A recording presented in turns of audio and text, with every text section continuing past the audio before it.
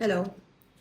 So today I want to speak about telepathic animal communication experience.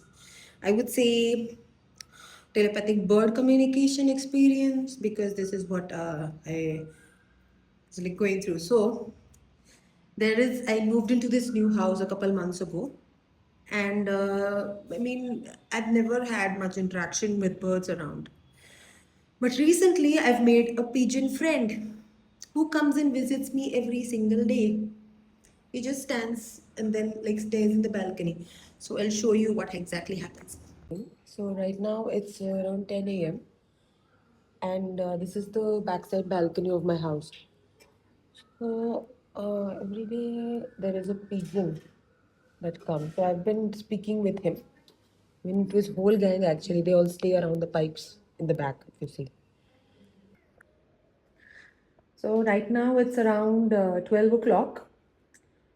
So he has come here. He's a regular visitor actually. Fast forward, I put some rice, brown rice, and he started coming. In some time, I think his friends also will join. So the thing about this pigeon is that he never used to be there before.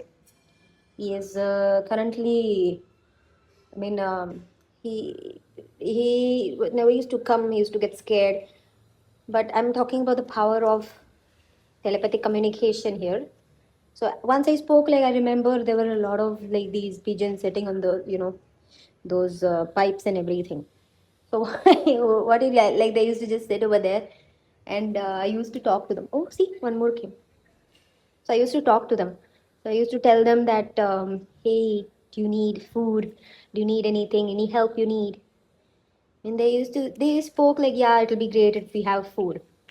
And my balcony was so clean back then. Now, after speaking to them, first one, this boy, the first boy, this boy, he came first.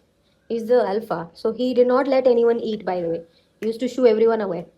But after I told him one more thing that, see, next time if you want me to keep food for you, you need to allow everyone else to eat.